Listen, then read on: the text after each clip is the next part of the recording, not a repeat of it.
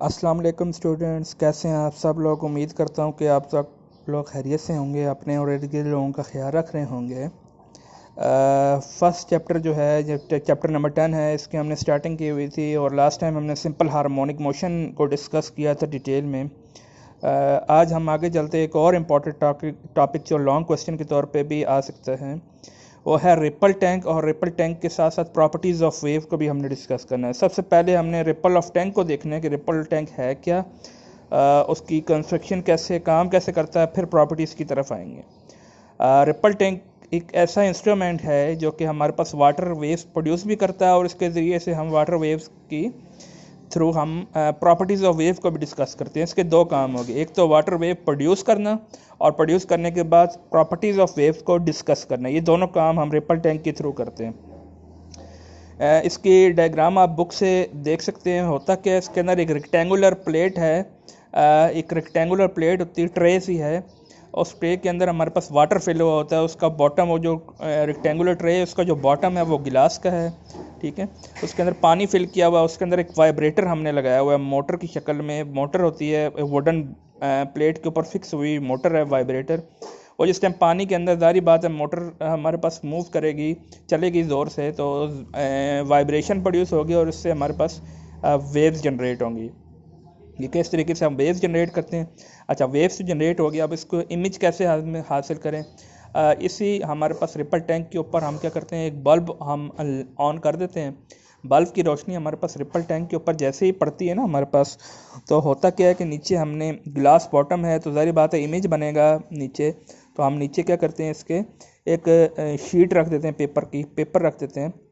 उससे हमारे पास क्या होगा कि वो जो वेव्स प्रोड्यूस होंगी उनका इमेज हमारे पास शीट के ऊपर आ जाएगा, ठीक है। तो हम स्टडी कर सकेंगे कि किस तरह की वेव्स हमारे पास है मिल रही है, हम उनको ट्रेस भी कर सकते हैं ऑब्वियसली। अच्छा, वेव्स जब हमारे पास बनती हैं तो उसके अंदर हमारे पास क्या होता है, डार्क और ब्राइट लाइंस आपको बहुत सारी नज़र आ रही होती हैं।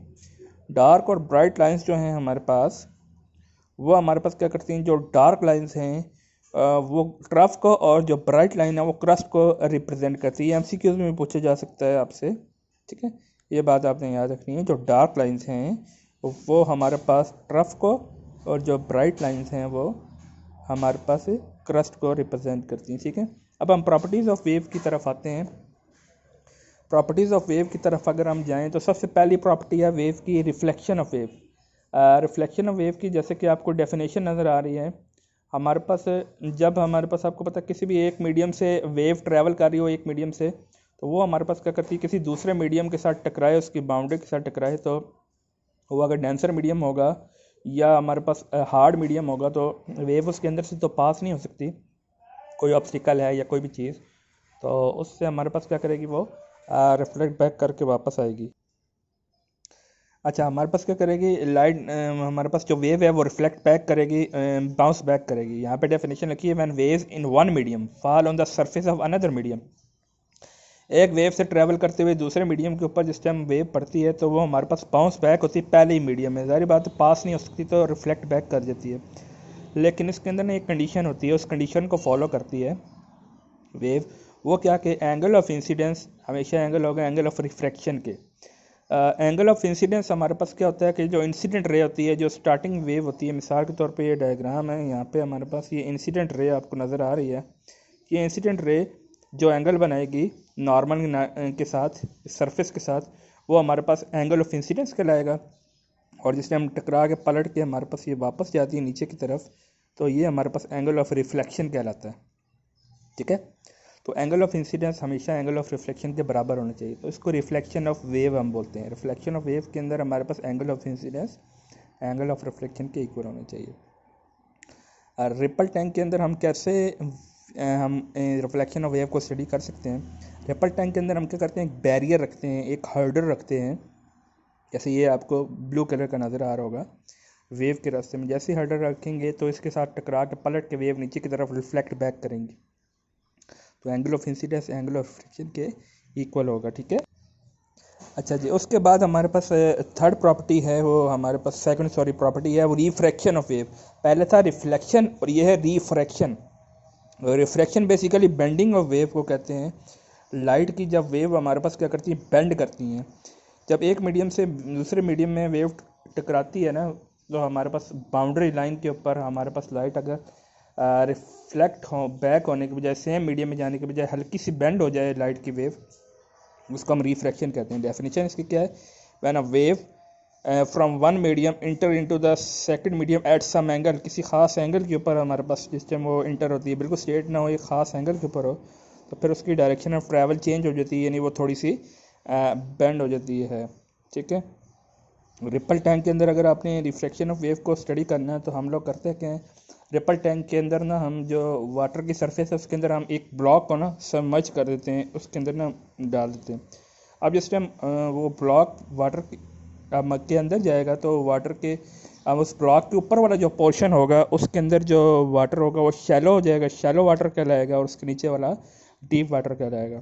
अच्छा, अब हमारे पास जो डीप शैलो वाटर है, वाटर की सरफेस के ऊपर वाला जो शैलो वाटर है ना, उस शैलो वाटर के अंदर वेवलेंथ और स्पीड दोनों डिक्रीज हो जाती हैं, और डेप्थ जो है नीचे वहाँ पे स्पीड डिफरेंट होती है। अब ये जो स्पीड के अंदर डिफरेंस है यही बेंडिंग प्रोड्यूस करता है।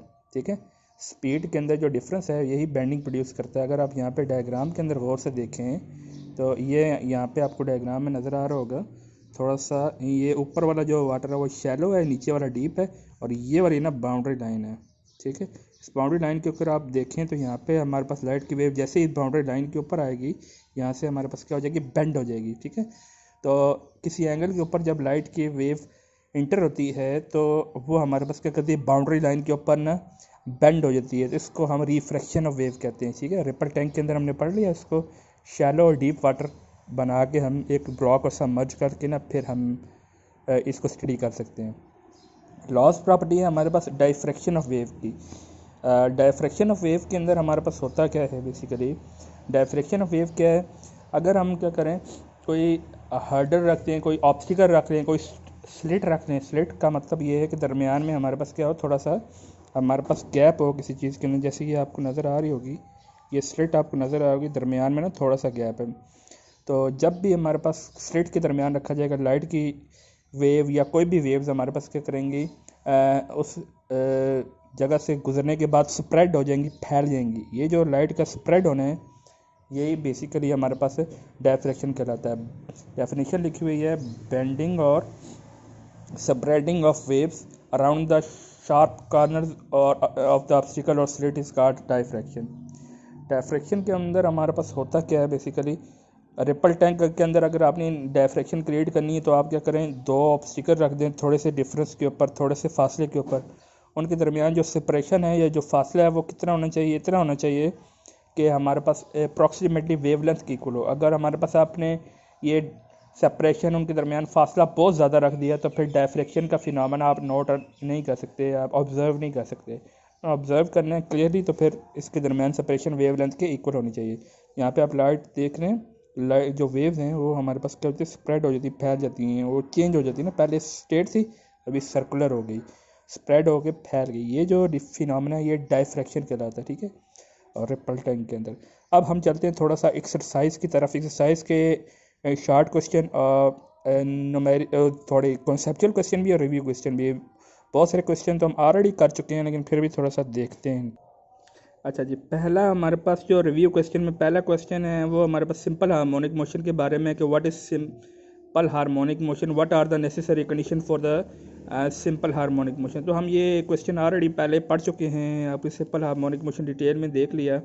इसके अंदर हमारे पास सिंपल हार्मोनिक मोशन की डेफिनेशन लिखनी है आपने, और फिर कंडीशन लिखनी है कि ज़ाहिर बात है उस कंडीशन के अंदर हम वेव्स।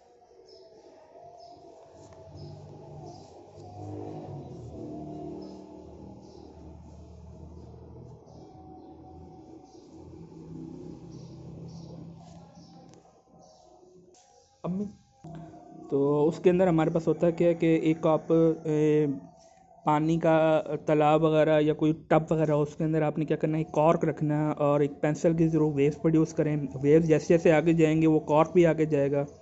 ठीक है, तो हम ये देखेंगे कि कॉर्क तो आगे चला गया, ठीक है, तो एनर्जी थी तो वो आगे चला गया, लेकिन हमारे पास कॉर्क के आगे जाने की वजह ये है कि वेव्स हमारे पास आगे की तरफ ट्रैवल करती हैं। किसी चीज़ की एनर्जी होगी तो चीज़ आगे जाएगी ना, इसका मतलब है कि एनर्जी थी जिसकी वजह से वो वेव हमारे पास क्या हुई, आगे गई हैं हमारे पास। तो ये हमारे पास क्या हुआ, एनर्जी ट्रांसफ़र। लेकिन मैटर ट्रांसफ़र नहीं होता, यानी कि पूरा का पूरा पानी मूव नहीं करता। पानी, ये नहीं कि पानी के साथ ही पूरी का पूरा पानी आगे चला गया, सिर्फ कॉर्क ने आगे गया ना, पानी तो अपनी जगह पे है, ठीक है। तो ये इसका मतलब है। उसके बाद ये हमारे पास नेक्स्ट क्वेश्चन है डायफ्रैक्शन और रिफ्रैक्शन, ये हम ऑलरेडी डिस्कस कर चुके हैं। लास्ट क्वेश्चन है जिसके अंदर स्पीड का पूछा हुआ है कि वेवलेंथ कम होगी तो ज़ाहिर बात है स्पीड भी, वेवलेंथ और स्पीड आपस में डायरेक्टली प्रोपोर्शनल है, जितनी वेवलेंथ कम होगी स्पीड भी कम होगी, और फ्रीक्वेंसी के साथ इन्वर्स रिलेशन है। अच्छा, उसके बाद जो है कॉन्सेप्चुअल क्वेश्चंस की तरफ हम आते हैं। कॉन्सेप्चुअल क्वेश्चन जो है ना, पहले वाला कॉन्सेप्चुअल क्वेश्चन बहुत इंपॉर्टेंट है। इसके अंदर हमारे पास आपसे पूछा गया कि अगर सिंपल पेंडुलम की लेंथ को डबल कर दिया जाए तो हमारे पास क्या होता है, टाइम पीरियड पे क्या फ़र्क पड़ेगा। फार्मूला है सिंपल, जो है हमारे पास पेंडुलम है उसका फार्मूला 2πL/g, और लेंथ को डबल करने का मतलब है एल की जगह हमने 2L रख देना है। 2L जैसे ही रखेंगे हमारे पास, तो हमारे पास होगा क्या कि हमने अंडर रूट के अंदर देखें 2L/g लिख दिया ना। अब हमारे पास क्या करेंगे, 2 अंडर रूट को हम बाहर निकाल लेते हैं, कांस्टेंट है, बाकी 2πL/g रह गया। 2πL/g टी की इक्वल है, तो 2 अंडर रूट टी आ जाएगा। इसका मतलब क्या हुआ, 2 अंडर रूट का अगर हम कैलकुलेटर पे निकालें तो 1.4 के आगे पीछे आएगा। इसका मतलब है कि अगर आप लेंथ को डबल करेंगे तो टाइम पीरियड 1.4 जो है ना वो हमारे पास इंक्रीज़ कर जाएगा। ठीक हो गया जी, ये फर्स्ट है, ये काफ़ी इम्पोर्टेंट था। उसके बाद जो कॉन्सेप्चुअल क्वेश्चन है वो आपसे पूछा जा रहा है कि